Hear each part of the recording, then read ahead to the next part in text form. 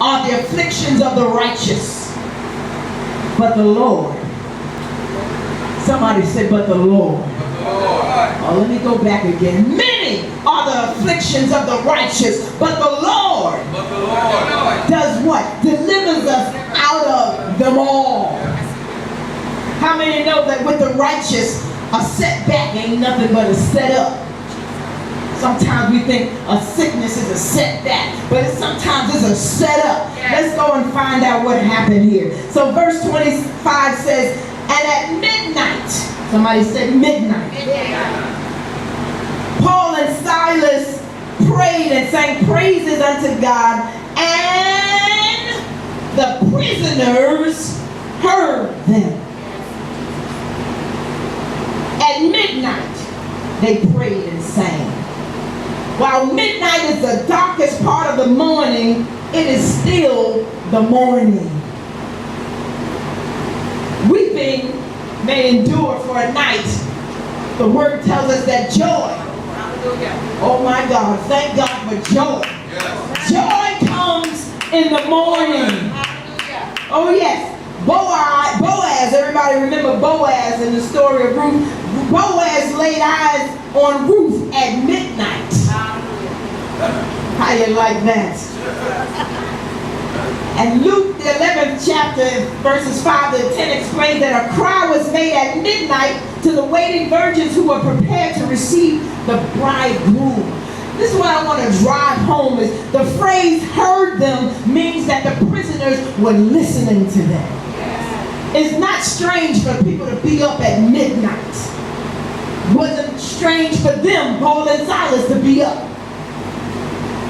They had been beaten severely, and they were in a very uncomfortable place.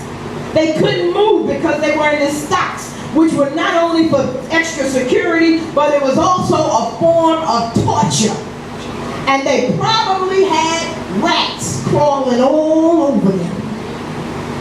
And they couldn't see anything because they were in the inner cell with no windows. I'm trying to give you a picture. And there was no light there. These jails is not like the jails we have now. There was no prison magazines. There was no prison library. There was no prison television. There was no prison workout room. They didn't even have a shower. All they could do was talk. And they couldn't even talk about the basketball game last night. They couldn't talk about the playoff. They couldn't talk about Miami Heat. Who won last night? They couldn't talk about OKC, who's going to be playing on Tuesday. That stuff wasn't even invented yet. But they had a choice about complaining about the situation they were in or being thankful to God in spite of their situation. And so they chose to pray and sing.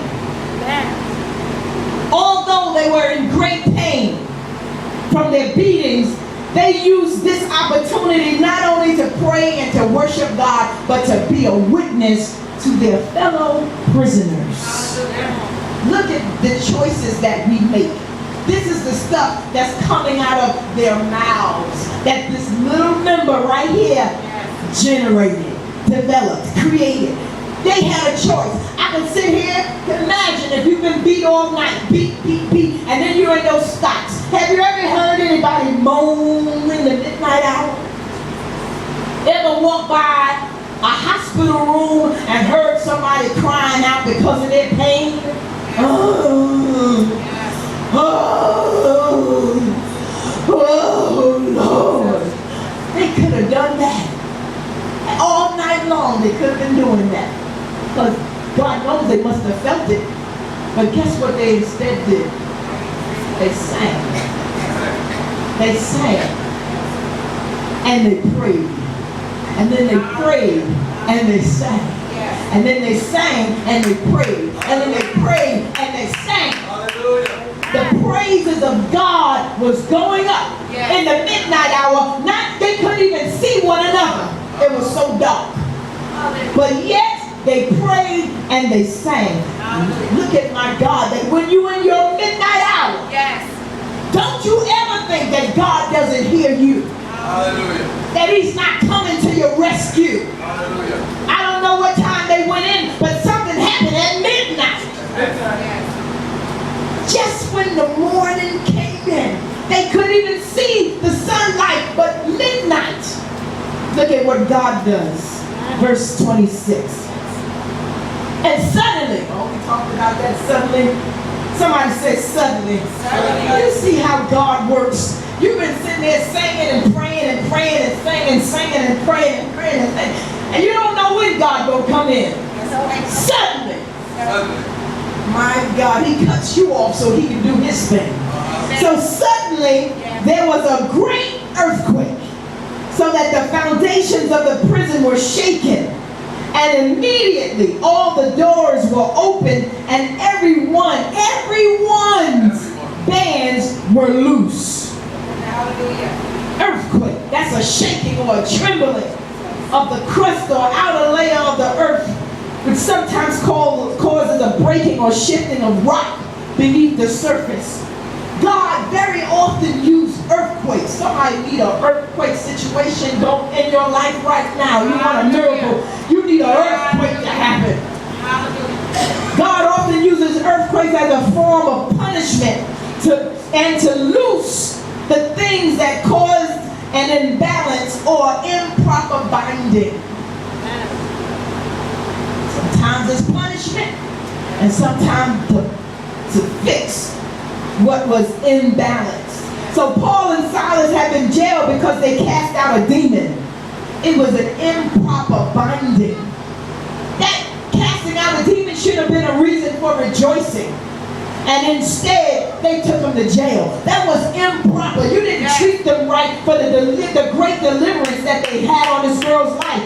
And so deliverance by way of an earthquake, a violent shaking, was the right punishment for a spiritual battle.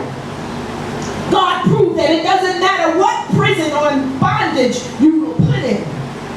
When God gets ready for you to be released, regardless of the security devices, doesn't matter how hard they clamp it down on you, you will be set free by the